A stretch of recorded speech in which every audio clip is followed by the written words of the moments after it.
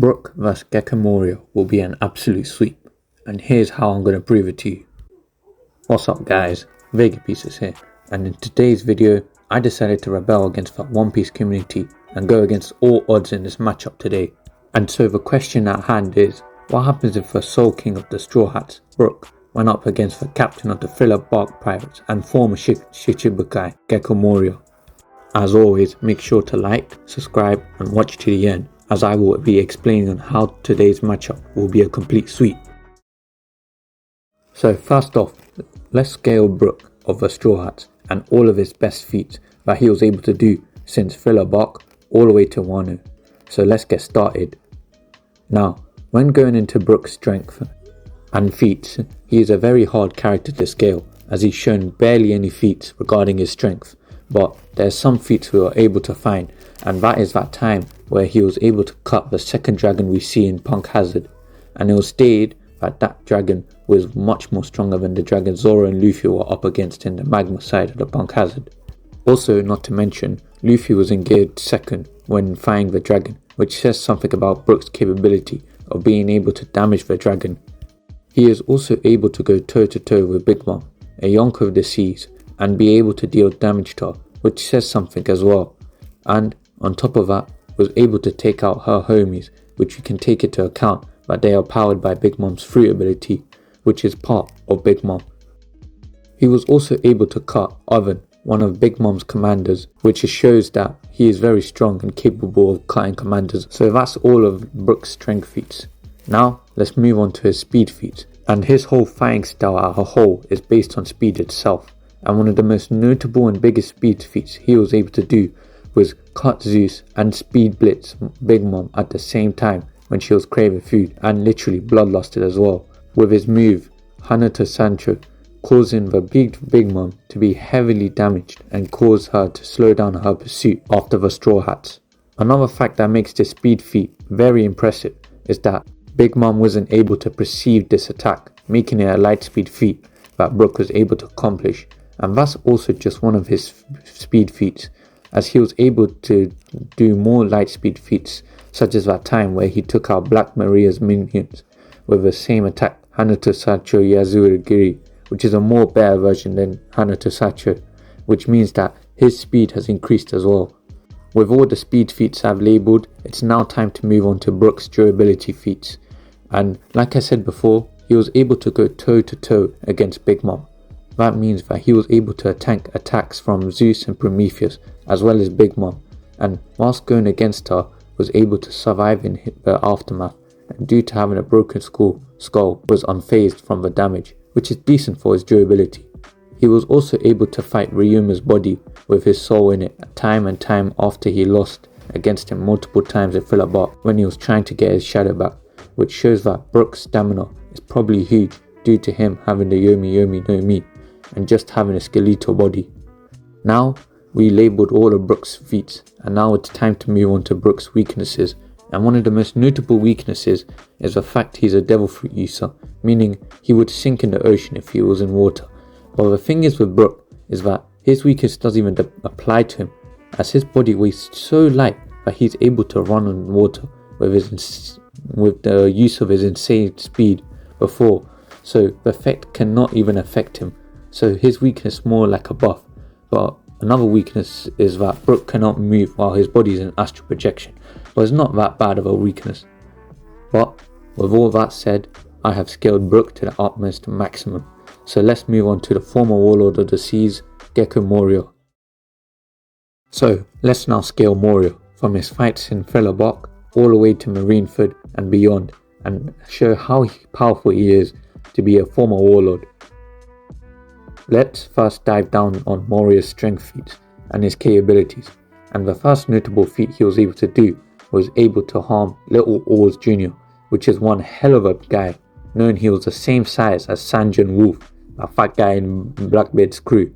So being able to damage a monster like him is a very good feat for Moria, as Oars Jr. was able to single-handedly be able to solo all of the Marines giants and throw a marine warship as well, doing collateral damage. And Moria impaling him and causing him to go down is a decent feat that Moria was able to do. he was stated to be stronger than his shadows, making him more stronger than the ores he had in Thriller Bark, which was taken on the full force of the Straw Hat Pirates, and was causing significant damage to his surroundings as well. Moria was also able to take control of Oars as well, and used him to go and deal even more damage than before. Also, he was able to give Oars similar abilities to Luffy, which caused Oars to become even more a bigger threat than before, making Moria a smart and a very intellectual opponent until Luffy whipped out Nightmare Mode and absolutely decimated Oars. Another huge feat Moria was able to do was back when he was young and in his prime, he was able to go toe to toe with young Kaido and take him on.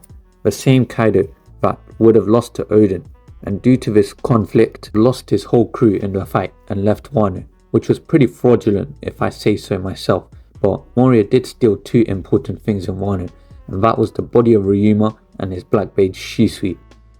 Overall, his strength feats are okay at the very least. Now, let's move on to his speed feats. And one of the best speed feats Moria was able to do was to react to pre-time skip Luffy's Gear 2nd Gatling gun, which was able to defeat Lucci, and Moria was able to react to that and block the barrages of that attacks with his Doppelman, which is a very good speed feat that Moria was able to do. Another speed feat that Moria was able to do was switch places with his Doppelman when Sanji and Robin were going to do a combined attack on him, making him relativistic in speed wise, as he was able to react to Sanji and teleport away from him with his attack with using Doppelman, which tells us Moria is not a slowpoke at the very least. Now let's move on to his durability, and Moria's most notable durability feat was surviving against Kaido in the first place. Like, how did he survive against Kaido in the first place? Like, bro should be dead by now, but nah, because his body says no, so he was able to live and survive against Kaido, which is plot armor level durability. But yeah, I'm just kidding. He was surviving against Kaido, so it's a very good durability feat. But that was when he was young, and now the best feat he has is surviving a Gear 3rd and 2nd attack from Luffy, whilst in Shadow Asgard form, which is pretty decent for his durability, as he sustained multiple attacks before losing to Luffy and releasing all of his shadows that were stored up in his body. So now we have listed Moria's good feats and talked about all of the good things about Moria. Let's get down to his weaknesses, and this fight has got a heck ton of weaknesses, so let's go and cover them all. His first weakness is the normal weaknesses for Devil Fruit users, and it's the water weakness. I go over that in the Brook's analysis, so let's go over his other weaknesses. And his other weaknesses is that he is one overconfident person, as he now underestimates his enemies, and that would usually lead to him losing. Plus, he makes his Doppelman do everything, so if his Doppelman is secured, Moria has to go out there and fight. Another weakness of Moria is his Shadow Asgard form reduces his speed heavily and makes him more of an easier target in general. Finally, his fruit power does not power up zombies, but projects the shadow of one person into a zombie, meaning they will have the personality of the owner of the shadow, so he does not have full control over them, making Moria have a lot of weaknesses that tremendously downgrades him by a lot. But with that all said, I have scaled both of these fighters now, and now it's time to announce the winner of today's matchup, and the winner is the humming musician of the Straw Hats, Brook. And the reason why Brook will absolutely sweep Moria now than before in Thriller Bark, where he couldn't do anything, because Brook literally can now speed blitz Moria by a huge margin. Moria's lack of reliability and his laziness is what would lead him to losing to Brook, as Brook is a very versatile character, as he takes into account his weaknesses and find a way to overcome the weaknesses, such that the water weakness where Brook is able to run on water and not be affected by the water, whilst Moria would most likely drown. And on top of that, Moria cannot catch up to Brook's level of speed, and that's why Brook will take the win against the Warlords of the Seas, Moria, because of his underrated speed.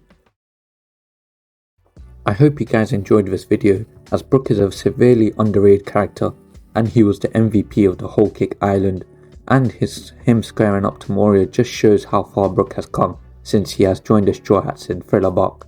I also hope this video came out well to my viewers, but if you enjoyed this video, please check out my other videos and subscribe and like, as I will appreciate that.